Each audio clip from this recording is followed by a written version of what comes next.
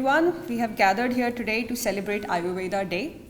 The practice of Ayurveda, as you know, has evolved over a millennia. It is one of the world's oldest medical and holistic living system, and it remains one of India's traditional healthcare systems. I'm sure you would agree that a lot of these traditional practices have been passed down to all of us through our mothers and our grandmothers of what to eat, when to eat, and definitely what not to eat. We have two wonderful speakers with us today. As I'm not an expert and only a believer, without much ado, I would like to invite our first speaker, Dr. Ajay Tejasvi. He serves as the president of Sri Sri Tattva and Shankara Naturals, global Ayurveda wellness companies. Let's give a warm welcome to Dr. Tejasvi. Thank you. Can I have my slides, please? So for those of us who observe Diwali, happy Dhanteras to everybody as well.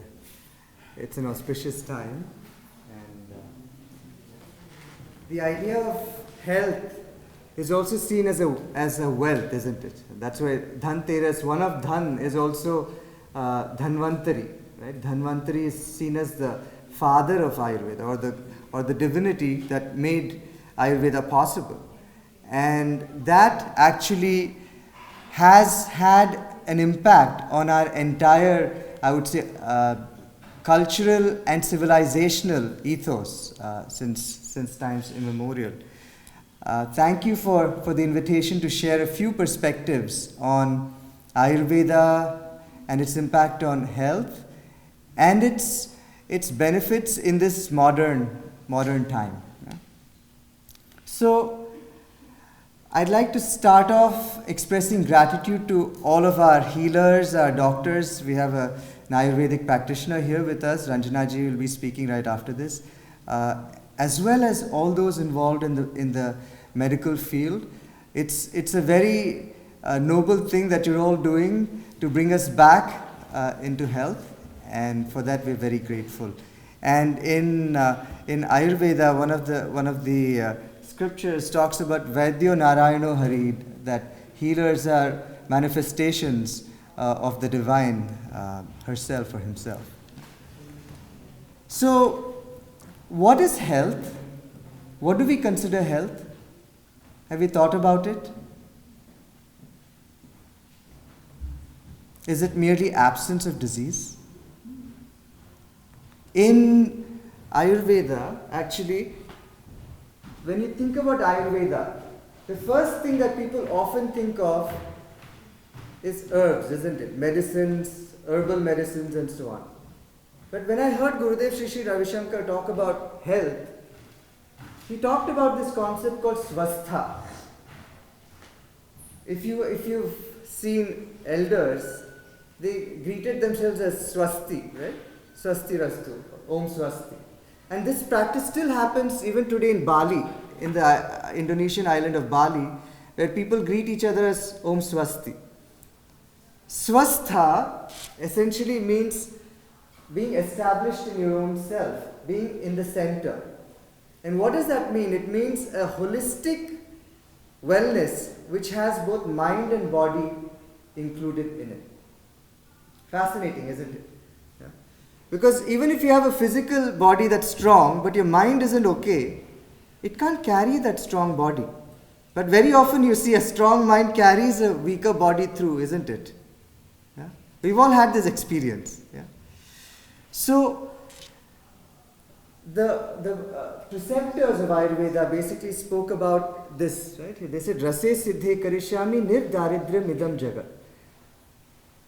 This basically talks about, I am going to give you some formulae that will help eliminate a sense of lack in our life. Daridra in Sanskrit means lack. Any kind of lack. It doesn't have to be just lack of health, lack of good health. It's also this mental lack within us. So, you spoke about this, Nehaji, at the start. It's an ancient science of life. It's India's gift to the world, some people would argue, among many other gifts to the world. It actually looks at achieving harmony in the body-mind-spirit complex. And it does this by looking at, not just a symptom, but looking at the holistic individual and as different archetypes. So, looking at individual prakritis or constitutions and specific types of imbalances that have to do with the different imbalances of the elements that we are made of. I'll get into that a little bit. And it promotes long-term well-being by looking at the root causes of the lack of health. Some of us might already know this, but this actually has very deep roots. More than 22,000 Sanskrit texts exist that talk about the various scientific aspects of Ayurveda. Right? It has become part of our cultural ethos, where grandma's medicine in each one of our houses. For as we know, as winter is coming, there's always something that we can use, and we'll talk a little bit more about that as well as we go forward. But there are three particular texts that have played a very significant role in our modern understanding of Ayurveda, and they're known as the Brihatrayam, or the Big Three. Right? So Charaka, Sushruta, and Vagbhatta. So Charaka Samhita focuses on the medical aspects of healing. Sushruta focuses on the surgical aspects of healing. There are ways in which you can have dental extractions without any pain. Right? Of course, modern dentistry is has strayed a little bit from that painless experience. I've had that experience as well. But maybe there's something there that we could offer as well. And Vagbhatta seeks to synthesize both. And these are something that from the time that we know, from 500 BCE to 5th or 6th centuries in the Common Era. So they talk about Ayurveda from the essential aspect of life's characteristics. What are life's characteristics? It has 4 characteristics. It exists, asti, bhati, right? So it exists, it evolves, it expresses itself, and it extinguishes. These are the 4 fundamental characteristics. And this human body is made of 5 different elements. From the grossest, which is the thing that you can really touch and feel, which is earth, right? We have all different elements of earth within us. You have water, 70% of us is water. There is fire, different aspects, right? Of Jataragni, you might have heard, the elemental fire that helps you digest. To the fire of wisdom, Jnanagni, right, within us. There are 5 different types of fires that Ayurveda identifies. Obviously air, we have to breathe, and the space within which we all exist, right? Space is part of all of the other elements. It exists within everything. So it depends on these different elements. And when there is harmony of these elements, then everything is going well. Right? So if you look at the subtlest space, it's related to your mind. Right? The mind, where is the mind? Is it here in my head? Then how do I feel the pain here? Right? The 5 senses exist, but we feel, what is it that's behind the senses, that's feeling it? Your ears are hearing me, but what is it that's listening to me right now? It's the mind, isn't it? Right? So the subtlest is the space element, the mind. A little less subtle than that is the air element, the breath. Right? We're all breathing, right?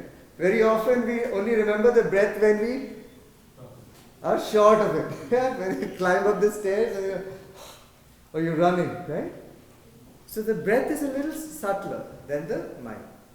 And the fire, right, the heat that we all feel, and we feel that warmth, right? And when that warmth is not there inside, you really feel cold. Even if outside is warm, when you're sick, it could be the height of summer, but you don't have that Agni within. Something else is happening, right? There's an imbalance there.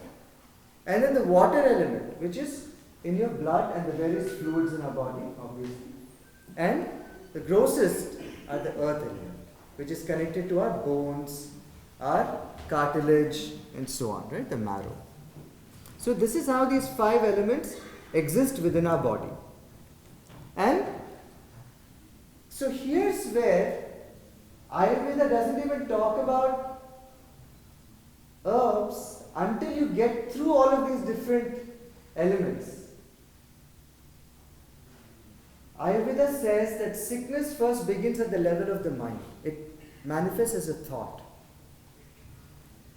Now, the first remedy hence is to calm the mind down. If you are able to calm the mind, the subtlest aspect of ours, then that sickness doesn't go anywhere else. But if it permeates that barrier, then it manifests within the breath element. If you've seen studies these days, people talk about how dogs or certain people can even smell out sickness in people. Have you read this? Yeah? Like there are certain dogs that can actually smell if people have cancer. Fascinating, isn't it?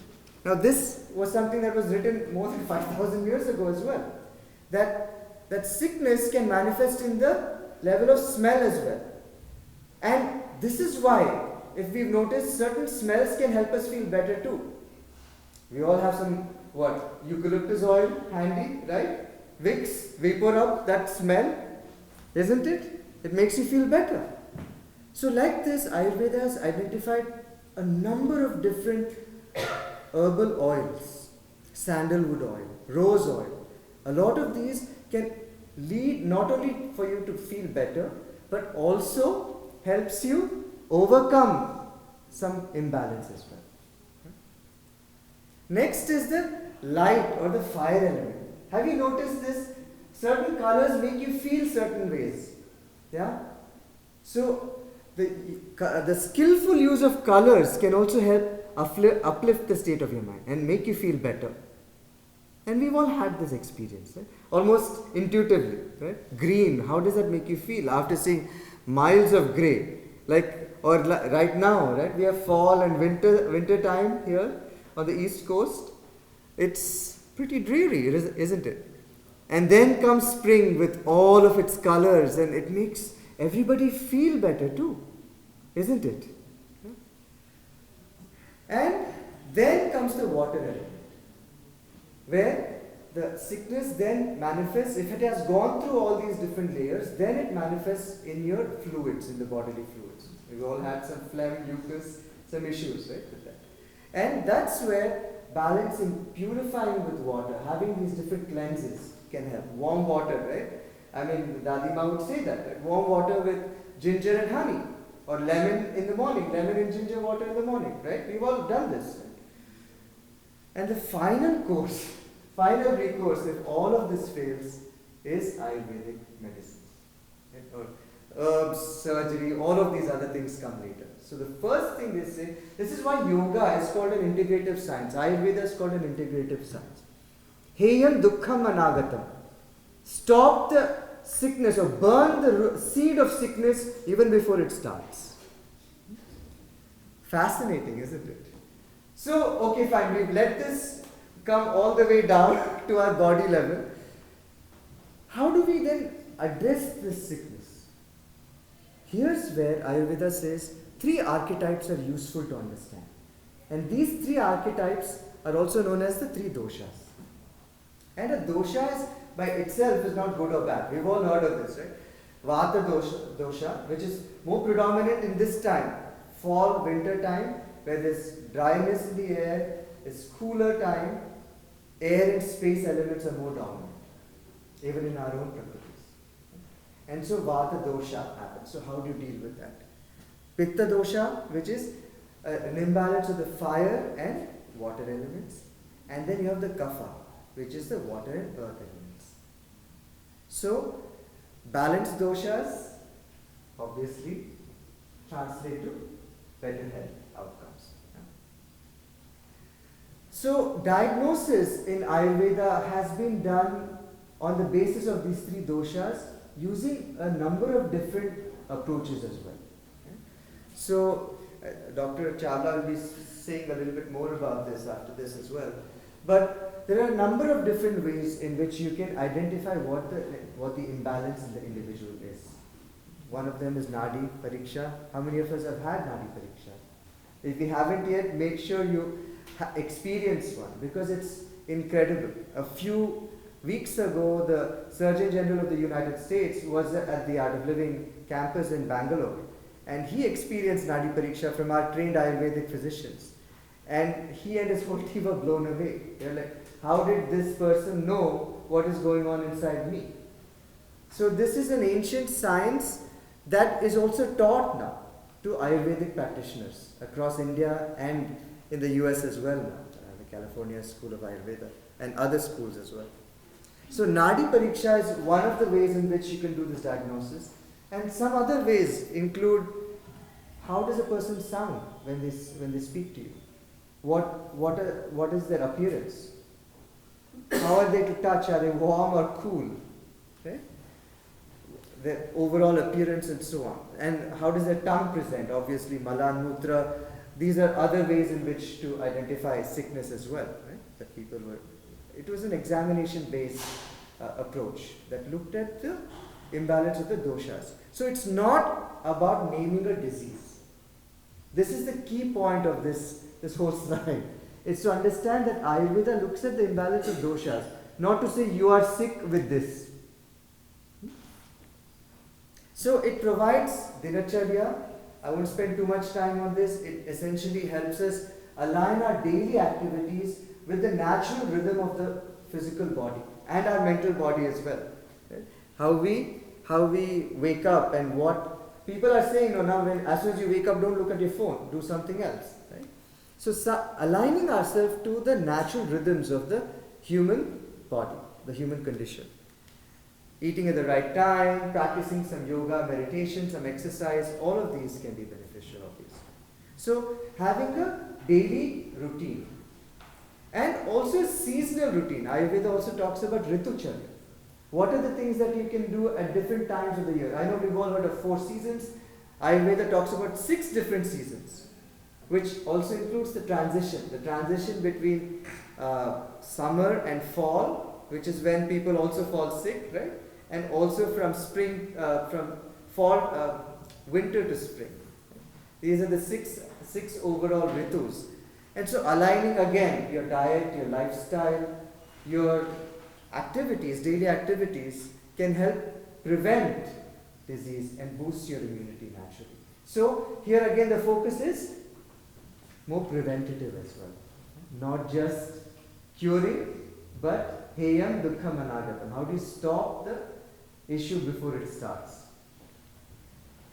So in summary, we are looking at the root cause and not just the symptoms, root cause and the symptoms, approaching life holistically, looking at the curative aspects of the whole human body, and it's not a compartmentalized approach. It's not saying you have a headache, okay, I'm going to give you this pill to get rid of your headache. I'm looking at why you have that headache. Why do you have those recurring headaches and so on. So, integrating all of these different aspects within our lives can be beneficial for us. So, yoga talks about the same thing, as I mentioned earlier as well. So, balanced nutrition, exercise, breathing and meditation are big parts. You remember when I said in the beginning itself, we say, you stop the sickness even before it starts. The key to a calm mind is in the breath. We've all tried to tell ourselves to be calm, isn't it? And relax. It doesn't work so well. Have we tried that? Yeah? Does it work well? Relax, relax. Okay. You find yourself working up yourself a little bit more, isn't it? Yeah? So this is where the breath can really help impact the mind also very positive. So this is why we say know your breath, you know life. And the breath and doshas also have a very interesting relationship. If you noticed, the vata dosha typically is more predominant in your lower parts of your body. The kapha is predominantly in your middle section and pitta is in your head. They say isko pit chad gaya. If somebody is really upset, right? We've heard that, right? So all of these breathing techniques help harmonize these different doshas. And this is the secret why people feel good as well when they do practice of breath work, meditation. Right? You're directing this life force, the prana, to different parts of our body consciously. So there is a great secret in our breath. 90% of the toxins in our body are eliminated through the breath, yet we use less than 30% of the breath. Did we know that? For every emotion, there is a corresponding pattern of breath. Have you observed this? When you're happy, there's a certain way in which you breathe, isn't it? And when you're angry, shorter, isn't it? Yeah? So just in the same way that the body has an impact on your breath, the mind has an impact on your breath, you can impact the mind also using the breath in certain ways. So through the breath you can really achieve deeper states of relaxation that prevents you from falling sick in the first place. So shall we experience a little bit of this, a breath-based meditation? Yeah? 5 minutes? Okay. Let's keep our phones on silent or do not disturb for 5 minutes. And let's close our eyes. Let's take a deep breath in.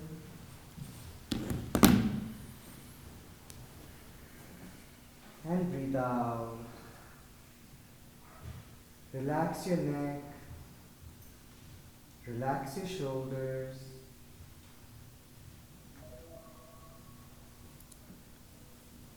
Relax your arms. Relax your palms. Let your palms rest on your thighs, facing the sky. Relax your feet. Take a deep breath in. Fully inflate your lungs. Hold the breath. Hold the breath. Feel the tension in your body rise. And breathe out as slowly as you can.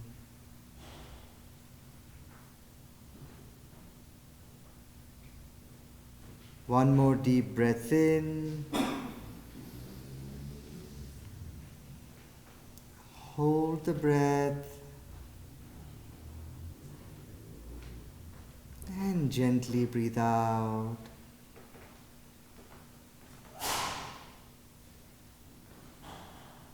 Incoming breath energizes the body and outgoing breath relaxes the body. Become aware of this phenomenon as you continue taking deep, long breaths in and gentle exhalations.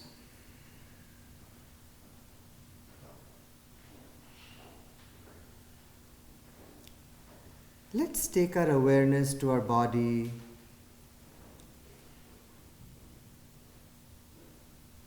And surroundings. Become aware of all the noises in this building. Noise of people walking.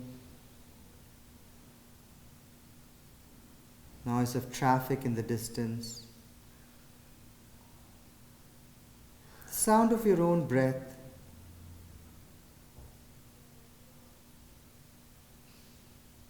Let all the sounds be.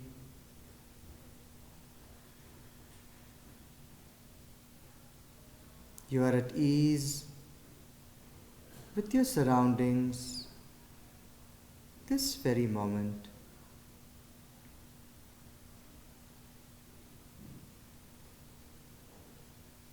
Breathe in again and slowly breathe out as slowly as possible. Relax.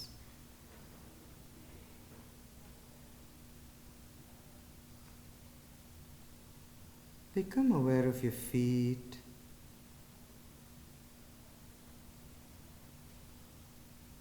Your knees.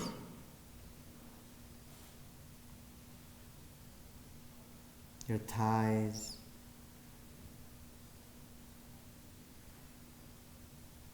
hips, stomach,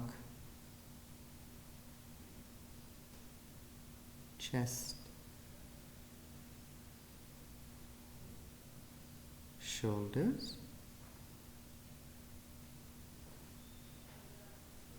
your neck, your face,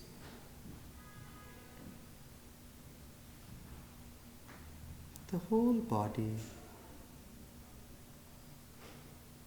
Let's take another deep breath in. And as you breathe out, relax your whole body.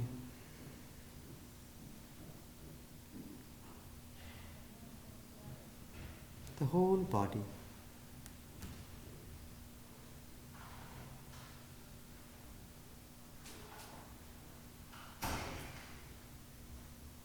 Become aware of your thoughts, if there are any.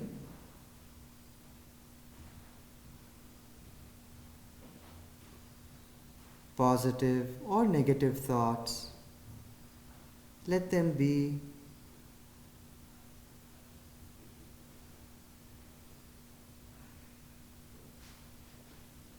Become aware of your emotions and feelings.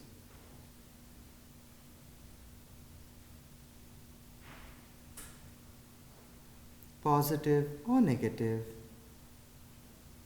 Let them be.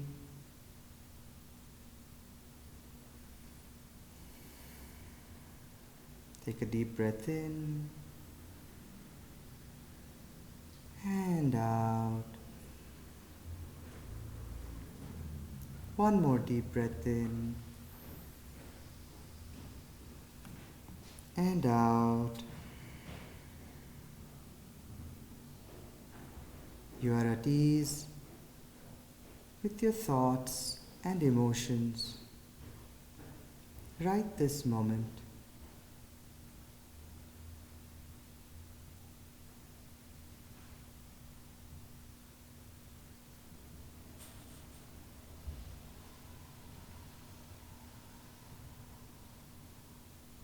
Breathe in again and out. Relax even more.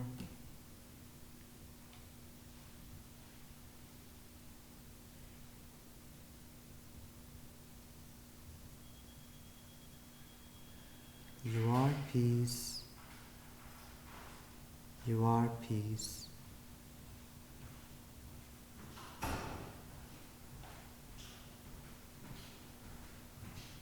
Breathe in again. And as you breathe out, become aware of your emotions and thoughts, if there are any.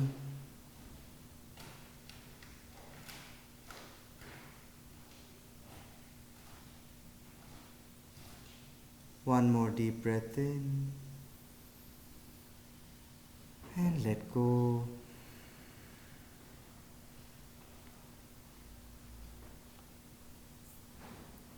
Breathe in again,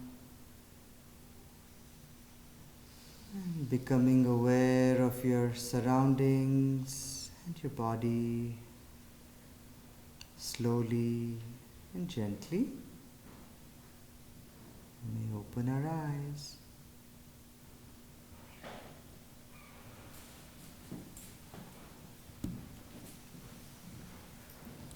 Good. Almost 8 minutes. How's the state of your mind? Notice any difference? Just a few minutes of this stillness every day can help us be at our best, because the body and the mind work on opposite paradigms. For a body to be at the peak of its performance, we need to take care of it. Effort is needed. But for the mind to be at peak performance, you need to be able to relax, let go. So this is the secret to overall health. Yeah? So this has been our approach at Art of Living and Shri Shri Tattva. It's a 360-degree approach. We look at this as mind-body wellness, mind-body health. And we've approached it as such. So it's responsible. We are as responsible as possible with our products, the way we source it. We have our own doctors, Ayurvedic doctors who are trained at teaching colleges. And we also offer meditation and breathing, as you know, Sudarshan Kriya that Gurudev has founded. We've actually been in places like Iraq, Mongolia, Cote d'Ivoire, places around the world, South America as well. And Neha ji and Ravish ji had asked for some tips. Maybe Rachna ji can also speak about this, but just remember in Ayurveda, you know, as Ritucharya says, as the fall comes, even the human body needs a little bit more rest. Yeah, there's less moisture in the air, so your body also wants to slow down a little bit, because we are part of this nature, isn't it? So give yourself a little bit of time. Some still time like this, even 5-10 minutes every day. Just a few deep breaths in and out, becoming aware. Embrace warm foods. Eat soups. All of this will help. Adjust your exercise. For those of us who exercise, don't go all out as much as you would in spring and summertime. Have some oil massages regularly. You know, we used to have this regularly in India every Saturday and Sunday. Grandparents would do this for us, but in this fast modern life, we don't do that anymore. So just have some of those. You know, even if you don't have the whole thing, just a little bit of Ayurvedic oils will help us, just ourselves, you know, at home, self-massage. Some cleanses are good, and I'm hoping Rachna ji will talk to us a little bit more about opportunities for cleanses around here as well. Again, trying some Ayurvedic dietary guidelines. Khichdi is seen as a superfood in Ayurveda, so it's something very simple, rice and dal, without a lot of spices. A little bit of turmeric, black pepper, jeera, all anti-inflammatory foods, right? I mean, we see this everywhere on the internet these days. Dress warmly. Colors, you heard about the impact of colors on your mindset as well, so Ayurveda recommends having some different colors, different tones as well, you know, like the reddish or the yellow tones that you see in the leaves outside maybe. And maintain a routine, create a healthy routine for yourself and move forward with that. So as Gurudev often says, you know, a disease-free body, a quiver-free breath, a stress-free mind, an inhibition-free intellect, an obsession-free memory, an ego that is all-inclusive is the birthright of every human being. And this is what we at Sri Sri Tattva strive for. Thank you. Thank you.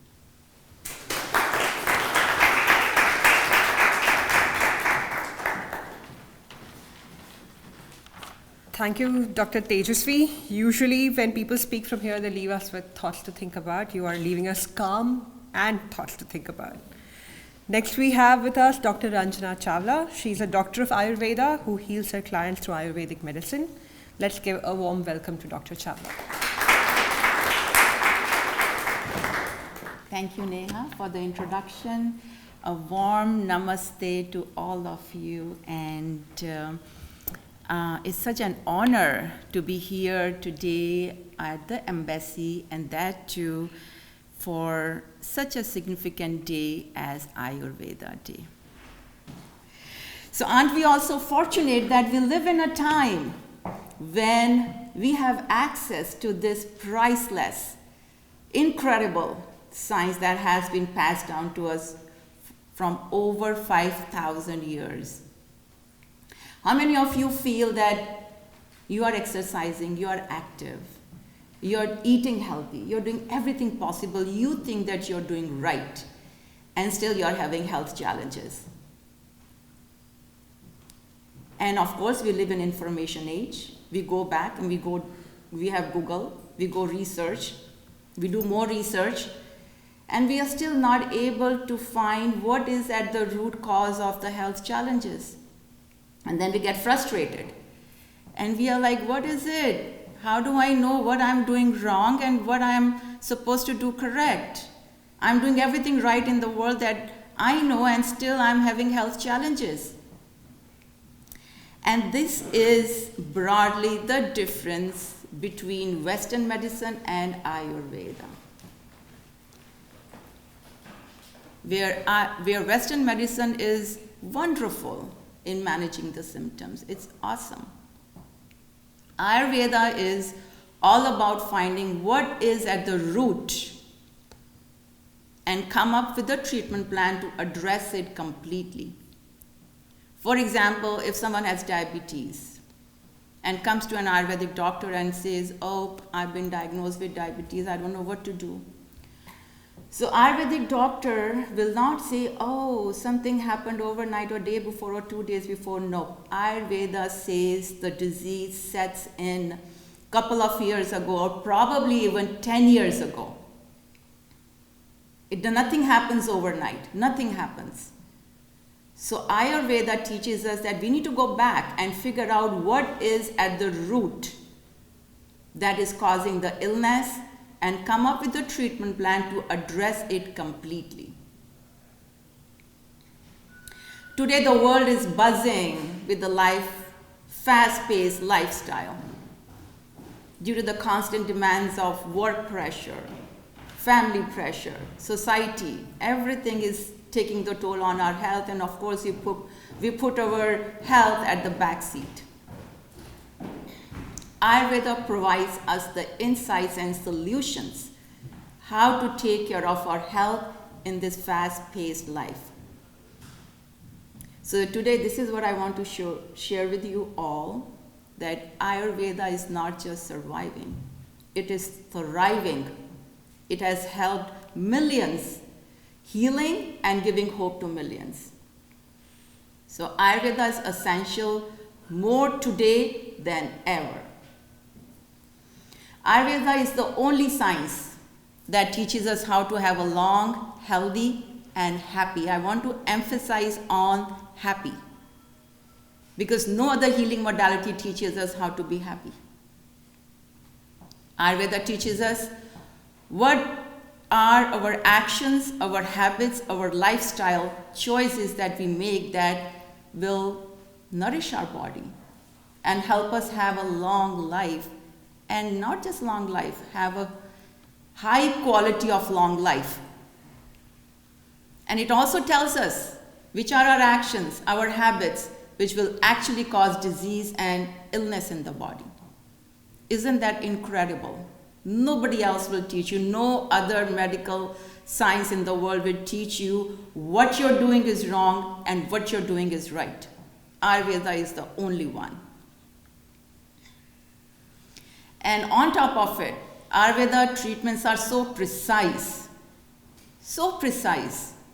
that modern science is now catching up to it. Modern science is now recognizing the individualized treatments called the precision healthcare, which is at the heart of Ayurveda from 5,000 years. It's very much like the emerging science of genomics, the new concepts people are now talking about. It has been taught by Ayurveda for 5,000 years. Now, what is Ayurveda? I think Ajayji covered a lot about what Ayurveda is. Ayurveda literally means the science of life. Ayur means your life, Veda means the science. It is also called the science of longevity. So at the heart of Ayurveda is that we all are so unique. Everyone is different. Don't we look different? We think different, we behave different. Correct? And why is that? Because we all are made up of the 5 elements of air, ether, fire, earth, and water. And all these elements, 5 of the elements, we have to have all these 5 elements, each one of us. But they combine in us in a very unique way. And broadly in Ayurveda, we have divided this into 3 constitutions. We call them the doshas, the Vata, Pitta, and Kapha. And these doshas are basically the force that governs our mental and physical processes. And Ayurveda, as per Ayurveda, we are born with a very delicate balance of these 3 doshas. We have to have all 3, Vata, Pitta, and Kapha. But how they are manifesting in us is in a very delicate balance of these three, which is so unique to each one of us, and it is determined when we are conceived, not by the time we are born, when we are conceived. And that is your genetic code, the Ayurvedic genetic code, which we call it the Prakruti. And it's so unique to each one of us. But of course, as life goes on, because of the wrong lifestyle, our diet, and of course the stresses, imbalances starts happening in our body. And these imbalances, they start resulting in disease. In imbalance in Ayurveda, we call the Vikruti. So Ayurveda goes deeper into it and sees what is causing that shift from our Prakruti. Because we are healthiest when we maintain our constitution.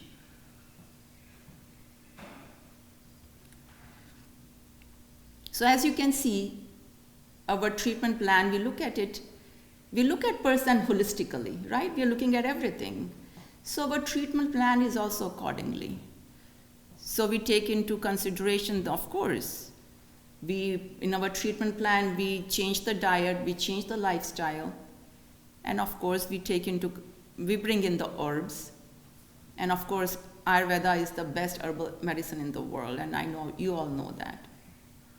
I'm sure every one of you is taking some kind of herb sitting here, I'm sure of that.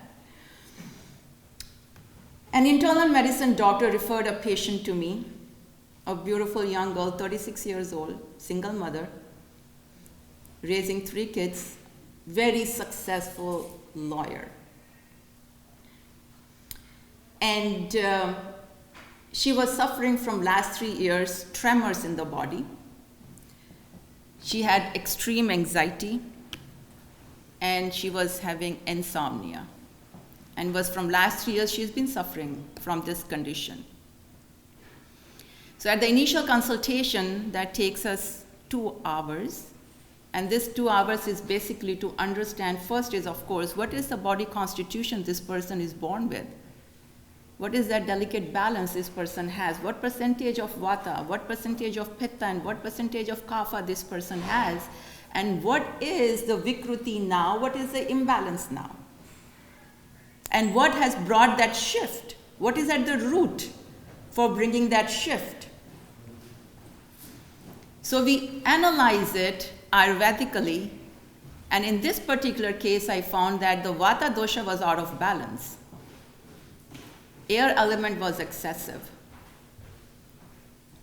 And what was at the root? Of course, and as an Ayurvedic doctor, my first thing is, now what is at the root? Why is it causing that imbalance? Because this person was eating a lot of diet which was not right for this person. She was eating a lot of raw salads. And I'm sure modern societies, these days, everybody feels we should be eating salads, that's the best thing to eat. No, not for everyone. In this particular case, for her constitution, her prakruti, that was the wrong thing to eat. And actually that was aggravating her health issues. And plus, of course, there were so many things in the other lifestyle, and the stresses, the personal stress, life stress, and the work life, everything was coming up together and playing like a storm in her life. So as a result, her nervous system got impacted, got overstimulated. She was in a constant state of restlessness, and she had just forgotten how to slow down. So my Ayurvedic treatment was, first of all, of course, we look at the body. For the body, I recommended complete change in the diet, brought in some warm and nourishing foods which were right for her. And of course, I gave 2 herbal medications, herbal formulas that I created specifically for her. One was specifically for the tremors, and the other one was for the mind, to nourish her mind. So basically, they were the tonics to nourish her, to tonify her nervous system. And for the mind, I gave her a very specific pranayama that was right for her, and also specific yoga asanas. Within 2 to 3 weeks, she started reporting to me that she's seeing a shift in her health. And by 3 months, now I want you to remember, she's been suffering for 3 years. And within 3 months, she reported that now her tremors are almost none. She was sleeping throughout the night, and her anxiety has diminished immensely. And this is what she told me at that meeting, which I want to just read it out for you guys. So this is, I quote, this is what she says. "The treatment didn't just cure my symptoms. It has given me true control over my life. I have never felt this good and joyful before." I wanted you to again remember when I said, this is the only medicine line that teaches you how to be happy. So stress has become universal. It's a universal experience, and it's because of the demands of the work, society, and also probably the constant barrage of the information from the technology. And Ayurveda teaches us how to manage stress. It has provided us so many therapeutic tools. And one of the most powerful is the pranayama. And there are a variety of pranayams available. But it's very important to know which one is right for you. For example, Kapalbhati pranayama, I'm sure you must have all heard about it. It's wonderful pranayama for people who have kapha imbalance, because it increases the heat in the body, the fire element, the pitta. Now, Kapalbhati is excellent for people who are kapha imbalance, which means they have metabolic syndrome conditions such as good for cholesterol, diabetes, people with obesity. But people who have vata imbalance already or who have pitta imbalance already, Kapalbhati will not be the right pranayama for you. So in case if you're already, your vata is too high, air element is too high, your ojas is too low. Ojas in Ayurveda means your inner strength, your inner vitality, your basic essence of life. Now, if your ojas is too low and if you start doing Kapalbhati, that will deplete you further. That will lower your immunity further. You will start feeling more anxious, more overwhelmed, more stressed out, insomnia issues. And if someone has excessive fire and we start doing Kapalbhati, that will increase the fire element more. What will happen? The person will start getting angry more. Person become irritable, restless, will increase the inflammation in the body. So it's very important to know what is right for you, and it actually, I find it very strange then when people, these days I see they are popping in herbal medications without even knowing if it's the right one for them. I hear people saying, oh, I do this Kapalbhati, or I do this, Ujjayi pranayama, or this breath of fire pranayama, and I'm like, really, does she know is this the right one for her? And people don't even realize that it might actually aggravate their health conditions. So an elderly man, about 70-year-old, came to me with a severe case of vertigo. Vertigo is the dizziness in the mind, with also headaches and insomnia. So vertigo and headaches had been going on for a year, and from last 6 months, he was not able to sleep at night. And after doing the initial consultation, I figured out that vata dosha was out of balance. Air element was too high in this person. And what was at the root? Of course, we have to find the root. The root was that lately this person, from last 1 year, this person has been, he got into the habit of watching TV too much and social media. I know so many of us to be blamed right now, we watch social media too much. So in this case, he was spending hours, and that too specifically just before going to bed. he was spending hours on social media and on TV. And he would watch that until late in midnight. And then, of course, he was not able to sleep until 3 a.m. He would wake up late and then have coffee later in the day. Then, of course, he was unable to sleep at night. And this had so circadian rhythm. I know Ajayji pointed that out. Now the modern society this concept is taking in a lot of awareness and a lot of, Ayurveda has been talking about it for 5,000 years. It was not new to Ayurveda. Ayurveda believes we are part of the nature, right? We live in nature, we are part of the nature. We need to align ourselves with the nature so we stay healthy. And when we do not align ourselves with the nature or with the universal rhythms, the disease will set in. In this case, in this particular patient case, the circadian rhythm was out of balance. So in this case, I didn't even have to prescribe herbs. All I had to do was bring him back to the right dincharya, the routines for him. I made some changes in his diet, in his lifestyle, and after 1 month, this patient reported that he has now almost no vertigo, no headaches, and he was sleeping well throughout the night. And this is the power of Ayurveda. So like I mentioned before, modern contemporary societies, we are leading such a fast-paced life. And Ayurveda is what that can help us.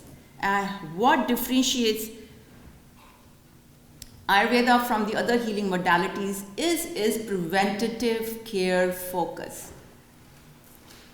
While the modern science is very good in focusing at the symptoms, managing at the symptoms after they come in, Ayurveda teaches us how to recognize the signals of the body when the symptoms have barely started. Initially, the symptoms are very mild and transient. They will come and go. So one day we feel, oh, I'm not feeling good. Why is it? And we say, oh, maybe I didn't eat something right the last day. Or maybe I didn't sleep well. We tend to ignore it because we are living in a very fast life. So we tend to ignore it, or we just don't even recognize, and we keep moving, and we just forget whatever I'm feeling today.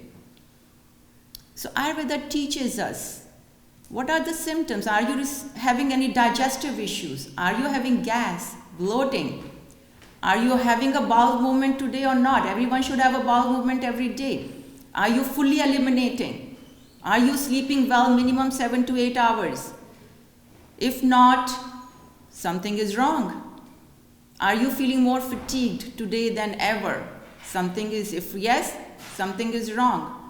If you are seeing redness on the skin, and for women, if they see a shift in their menstrual cycles, all this is body's way of telling you, hey, I'm not in balance, take care of me, bring me back to balance. And then Ayurveda teaches us how to interpret these imbalances, these signals that body continuously gives us.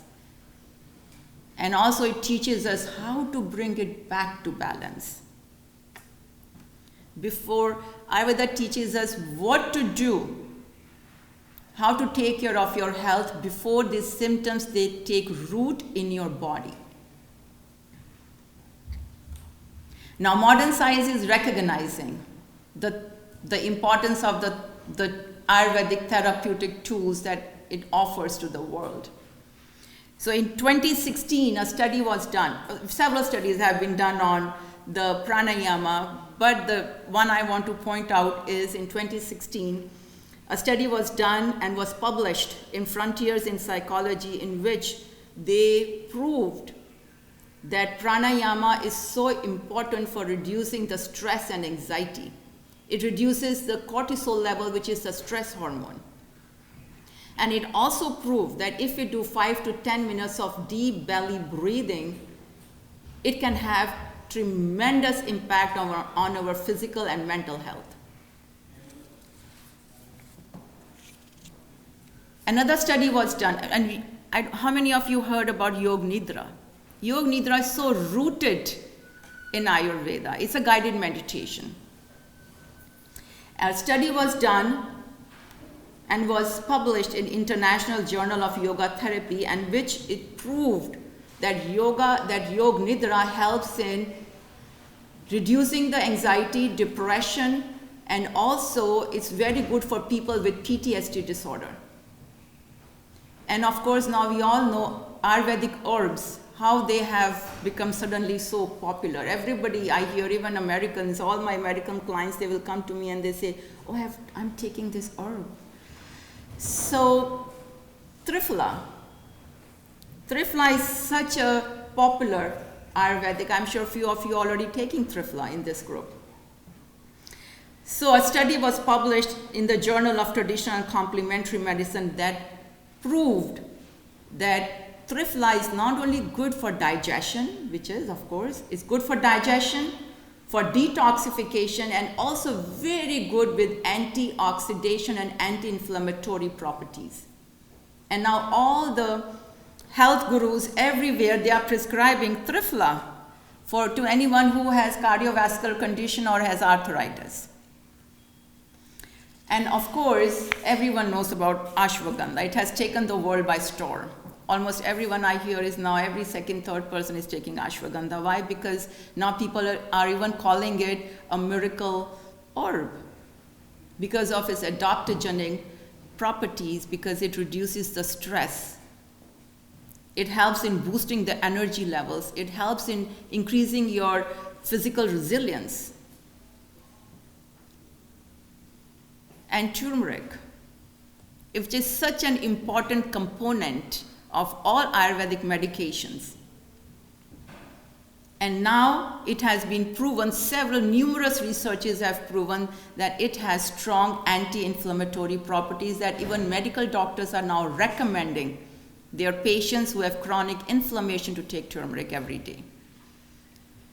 And then the gut and mind relationship. Ayurveda has been saying for 5,000 years that if somebody wants healthy mind, should take care of your gut. Because gut bacteria is too smart and is communicating with the brain all the time. So it teaches us healthy eating guidelines, how to eat mindfully, what digestive spices to take after food, what to do, how much to eat, what time of the day to eat to keep your gut in balance. And now the modern science is also proven that it also helps in producing neurotransmitters like serotonin, which is wonderful for depression and mood regulation. So gut-mind relationship that Ayurveda has been saying for years, now modern science is catching up to it and now proving it through their own researches. Isn't that amazing? Isn't Ayurveda amazing? So Ayurveda science is more relevant now than ever. And due to the fast-paced lives that we are leading now, imbalances are increasing at an alarmingly rate. And in my practice, I see even as young kids as 6 and 7 years old, they come to me, parents bring them to me with mental health conditions. It's so sad to see that. And to counter this, we need to integrate Ayurvedic preventative care focus into our everyday lives so that we can set a foundation for a vibrant, healthy, and happy life. I know. So it fills me with great joy that Ayurveda is now getting the recognition that it truly deserves. It has given the healing, it is healing and giving hopes to millions around the world. And so on Ayurveda Day, let's not just celebrate its past, but also celebrate the great future it holds for all of us. And today being the Ayurveda Day, let's all get inspired to implement Ayurveda practices, embrace it in our everyday life. So with this, my wish for all of you in my Hindi language is, आप हमेशा खुश और स्वस्थ रहें. Stay happy and healthy always. Namaste.